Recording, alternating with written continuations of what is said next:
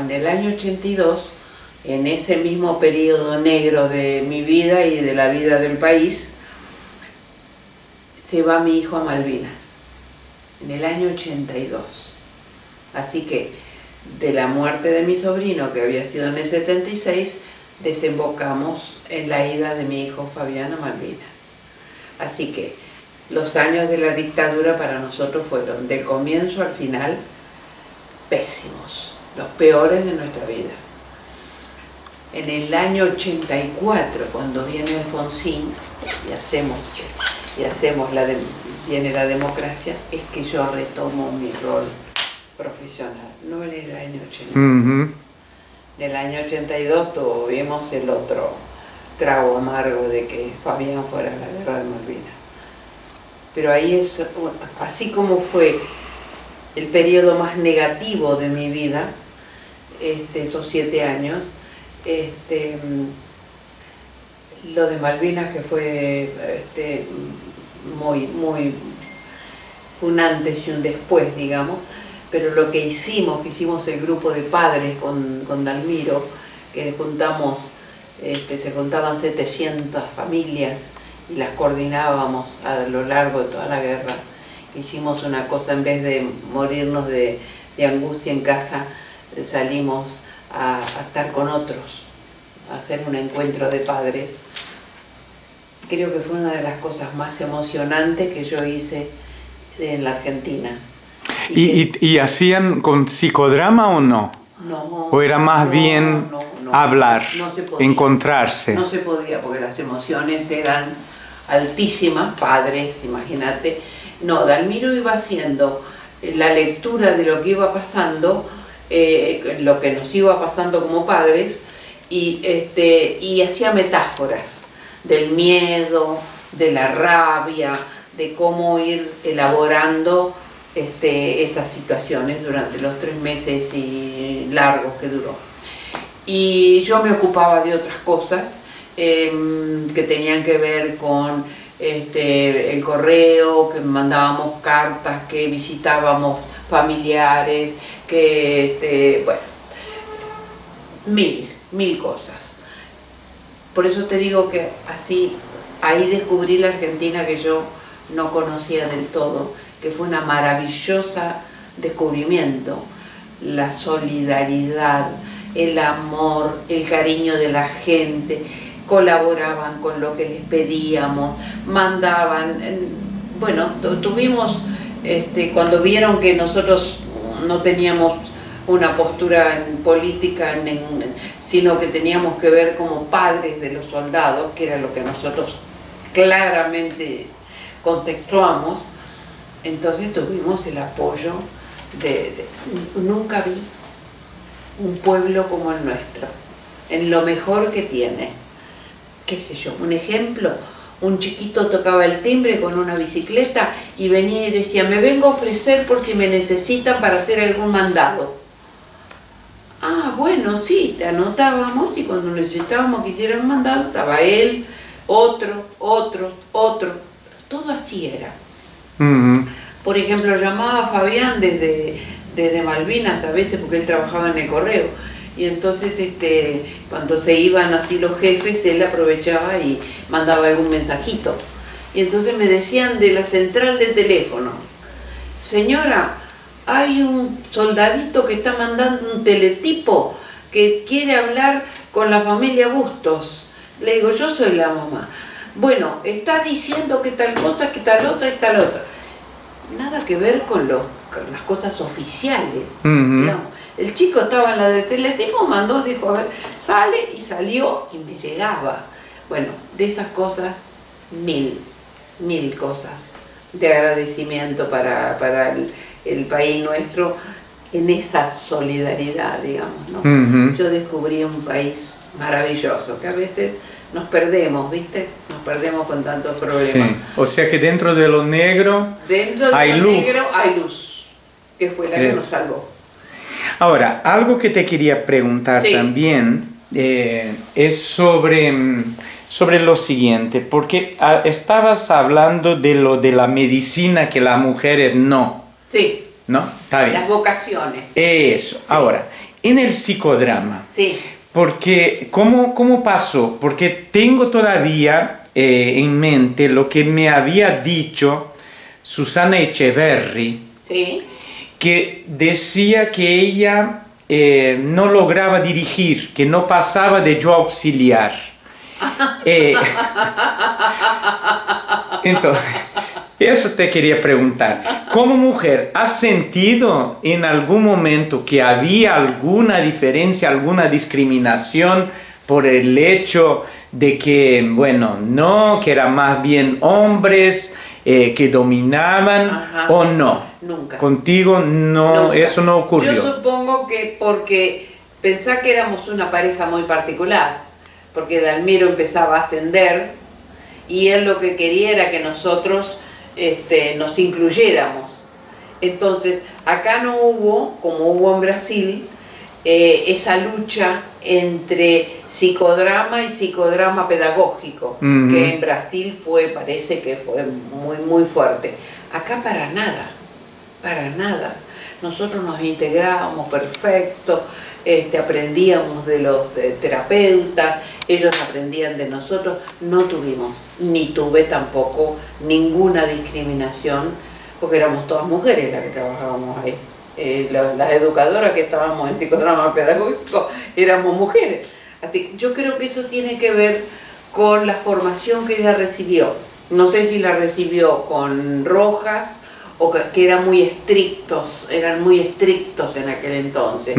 Ahora con los alumnos, nosotros, a cualquiera, empieza una clase, ¿quién quiere ser auxiliar? ¿Quién se anima a dirigir? ¿Quién? Está como democratizado eso. Pero había, me parece que era en la formación con Rojas, que era muy estricto, muy, ¿no? Sí. Escalón por escalón, que no fue mi estilo de formación. Porque nosotros con Dalmiro rápidamente empezamos a dirigir y no, pero para nada. Ahora, cuando miras hacia atrás y ves el movimiento, digamos, psicodramático en Argentina, ¿qué ves? Si comparas cómo fue, porque ya tienes una muy buena perspectiva histórica, ¿no? Sí. ¿Cómo lo ves a ese movimiento? Imagínate que tengo el título desde el año 72. Así que ha pasado aguas bajo los puentes. Yo con respecto a psicodrama pedagógico, te digo que no ha tenido el desarrollo que el psicodrama pedagógico merece. Creo que por muchas razones. Entre ellas que en la Argentina el rol de maestra, el rol de educadores, de profesores, está muy mal pago. Entonces, los profesores no tienen como en Brasil, que sí lo tienen, que están mucho mejor pagos, jerarquía. Entonces, han buscado poco el psicodrama pedagógico. Y yo pude desarrollarlo poco porque empezaron a aparecer otras profesiones mucho más interesadas que la profesión de maestros. Entonces fui trabajando naturalmente con los profesores que me aparecían, o los educadores, o lo que fuere, de distintas profesiones, que buscaban mucho role-playing, que buscaban, pero mucho, entonces, me apena el poco desarrollo que tiene el psicodrama pedagógico, al contrario de Brasil, que tiene un gran desarrollo, que tienen publicaciones de todo tipo, porque el brasileño tiene un sentido de humildad que nosotros no tenemos. Nosotros somos muy exigentes para publicar. Si no está perfecto y no vamos a hacer una bomba, no vamos a publicar. En cambio ellos, experiencia que hacen, la publican. Entonces hay una cantidad increíble de bibliografía que acá no existe. No existe. Entre ellos y nosotros les enseñamos a ellos el psicodrama, pero ellos han dado un escalón Nosotros todavía no. Esa es una pena que tengo yo, no haber podido llegar más masivamente. Sí llegué a otros lugares que no me las esperaba, que de imprevistos, que tiene que ver con las vocaciones. He trabajado mucho en salud, que tenía que ver con mi rol de médica, que me hubiera encantado, y en varias cosas nuevas que llegaron después de la democracia, que llegaron a la Argentina, como por ejemplo la medicina paliativa, que es la que acompaña a los pacientes a morir, y la bioética. Entonces había un foco en La Plata, en el hospital de Gonet, un foco de gente que empezó a promover, que volvieron al país y que empezaron a promover muchísimo estas dos especialidades, y me vieron coordinar y me llamaron. Entonces yo, en paralelo, la bioética abría el mundo a la Argentina, no existía, y medicina paliativa también, y yo estuve en las dos. Estuve en bioética muchísimos años, yo no sabía nada de bioética, pero yo me decían, bueno, vení a ver, abrí un grupo, a ver cómo lo abrís. Bueno, y yo entonces le aplicaba técnicas que sabía de cómo armar un grupo que venía de todas partes del país y de América venía a formar, eran polos de primer nivel. Y ahí hicimos una experiencia con Jonathan, hace muchos años. Hicimos un encuentro de psicodrama en La Plata. Jonathan Moreno, Dalmiro, yo, nosotros tres. Y el profesor Tealdi, que era el especialista en bioética, amigo de Jonathan. Bueno, y ahí yo hacía teatro espontáneo, que bueno, andaba muy bien, así que anduve en medicina paliativa, estuve como 20 años, dejé ahora 3 años atrás, y entonces coordinaba grupos de reflexión, me llamaban porque ellos son una entidad una entidad muy importante en América del Sur, y dando cursos con la temática del morir, con, bueno, muchísimas situaciones que yo manejaba. Aprendí un montón, me encantaba, y andaba con los médicos, andaba ahí metida en medicina, y en bioética lo mismo. Estaba en la facultad de medicina de una universidad de acá de Buenos Aires, la primer cátedra de bioética del país. Entonces aprendí un montón y me encantaba. Fueron muchos años. Esas fueron otras aventuras que hice dentro de la educación, pero educación para la salud. Sí. Ahora, ¿sabes qué te quería comentar? Sí. Sobre lo de la luz. Sí. Acá se puede prender esta luz. Sí, prendemos. Entonces, porque ya empieza a hacerse más esto. Ahora, como diría Goethe, mehr Licht, más luz. Espera que voy a tratar de cambiar de nuevo la posición de la cámara. Sí.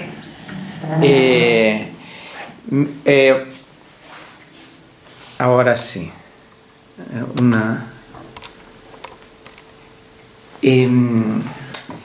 Elena, cuando, bueno, o sea que ya vienes con psicodrama, del diploma 72, o sea que son 40 y desde Moreno 47. Que viene, sí, van a ser 50 años pronto. Bueno, entonces eso le da a una persona que ha estado además reflexionando de manera permanente y con un marido que está navegando en las mismas aguas, le da una gran ventaja, digamos. Sí. Y bueno, y ahora vienen las nuevas generaciones. Bueno. ¿Tienes algo o qué dirías a esta gente joven que está empezando ahora sobre eso del psicodrama? ¿Es pedagógico, no es pedagógico? Bueno, sobre eso tocaste un tema interesante, digamos, ¿no? Que tiene que ver con el encuadre. Tiene que ver con el encuadre. Lo que pasa que si vos trabajás en las escuelas, el contexto es educativo. Vos no tenés ahí ninguna posibilidad de equivocarte si el alumno se emocionó con un contenido. Uh-huh. Porque el contexto es alumno-profesor. Con eso eso es lo que tenemos que trabajar. Por supuesto que en la medida que yo fui creciendo, fui trabajando, animándome más a probar hasta dónde la emoción adecuada a ese encuadre. ¿Hasta dónde? Me he llevado sorpresas, porque he tenido situaciones donde he trabajado ya en formación, no en las escuelas, ¿no? En formación con profesionales, he trabajado muy bien, pero yo no he perdido nunca de vista que ese es un alumno, que no es un paciente, que es un alumno. Uh-huh. Y que yo, por lo tanto, soy la profesora. Entonces, para mí es fácil eso, porque tengo el rol de profesor. Entonces sé encuadrar. Por ejemplo, te doy un ejemplo concreto. Una alumna estaba trabajando, una educadora muy, muy famosa, estaba trabajando su rol de educadora. Y entonces yo le pregunto, estaba en un role-playing, y yo le pregunto, ¿quién fue tu modelo? Y ella me dijo, mi mamá. Ah, tu mamá, le digo yo. ¿Y tu mamá qué era? Mi mamá era maestra. Entonces fuimos a una escena de ella con su mamá maestra, no con su mamá maestra, y ella alumna.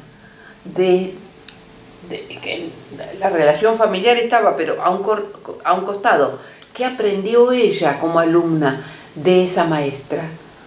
Esto, y cambio de rol y todo lo demás, pero siendo siempre el rol, respetando el rol, porque uh-huh. Es lo que yo tengo que hacer.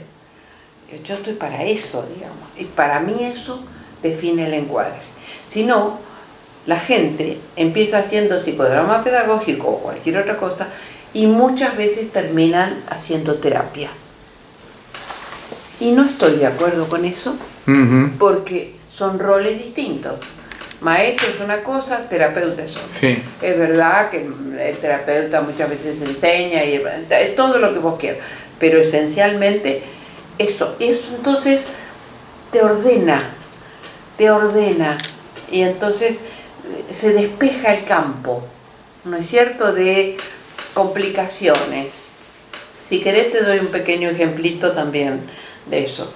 Estaba en la facultad de medicina, me habían llamado para hacer en la cátedra de bioética un trabajo role-playing, que era cómo dar malas noticias a los mediquitos de primer año. Bueno, entonces, yo dividí, paciente, médico, cada uno hizo su historia, dio la noticia que tenía para dar, mala, buena, regular, no sé, no importaba. Uh-huh. Y después nos juntamos en el compartir. Y entonces en el compartir, ¿qué aparecieron? Por ejemplo, uno dijo, yo estoy acá en la Facultad de Medicina porque a mi papá se murió de cáncer y nunca supo de qué se había muerto. Entonces yo sentí que quería estudiar medicina justamente para no repetir en la historia que yo viví. Una cosa profunda, personal, pero que correspondía al encuadre.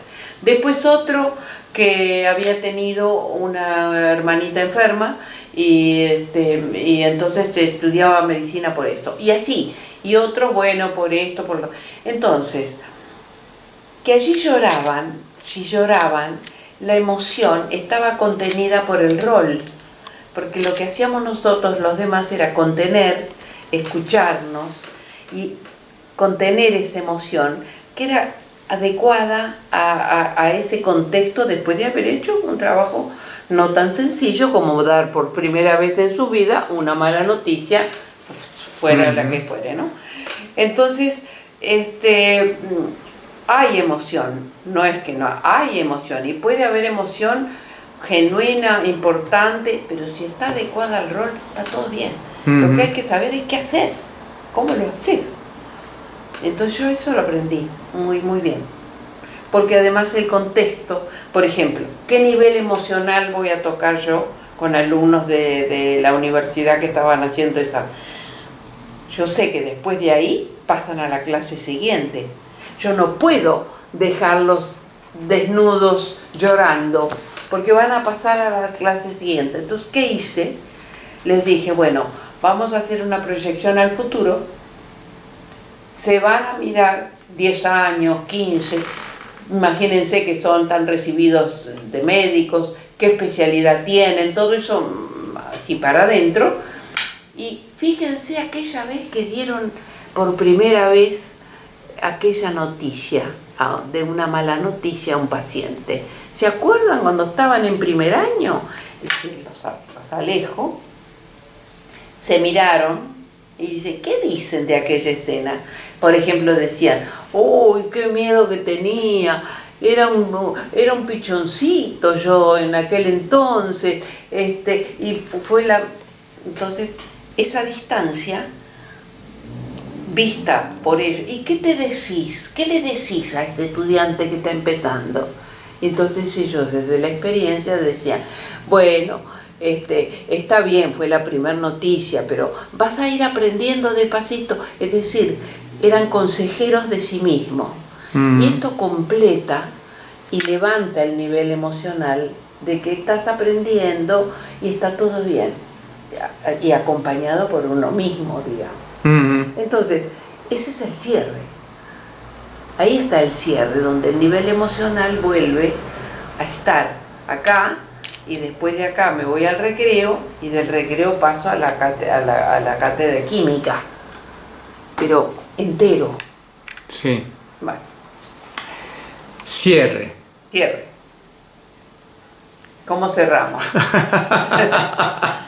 ¿Qué te parece que habría todavía que compartir, digamos, con la gente y que en un formato de video que es corto, sí. A lo mejor sí. no hemos todavía podido tocar y que te parece que vale la pena? Mira, yo si algo aprendí como profesora de letras es hacer sintética, que era una cosa que yo enseñaba.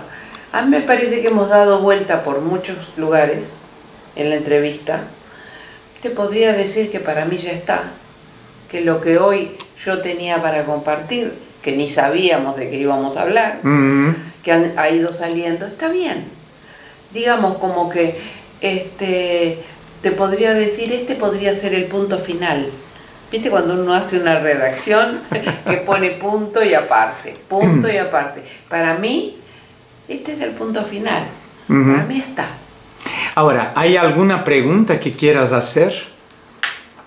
Porque estuve haciendo yo las preguntas, ¿no? En general. Y bueno, ¿hay algo que te... Ahora te pregunto yo a vos, ¿cómo te ha resultado? Si te resultó pesado, si te resultó muy largo, si te pudiste conectar conmigo, con el tema, si era lo que esperabas. Ahora te pregunto yo. Mira, para mí está muy bueno, está dentro del ámbito del psicodrama, no como, digamos, como proceso con sus etapas, pero la idea de ser espontáneamente, ¿no? De improvisar, o sea, de no venir con algo ya con conservas, ¿no? Sí. Eso estuvo, y entonces yo no tenía idea de lo que iba a preguntar, tú tampoco tenías idea, por lo tanto, de lo que se iba a hablar, y salió lo que salió, y entonces para mí está muy bien, está muy bien. Ahora, yo tenía muy buen caldeamiento para tu venida. ¿sí? Sí, tenía muy buen caldeamiento, estaba contenta. Que venías a mi casa y que íbamos a conversar, así a solas. Sí. Entonces está bien, entonces nos quedamos acá. Punto final. Punto.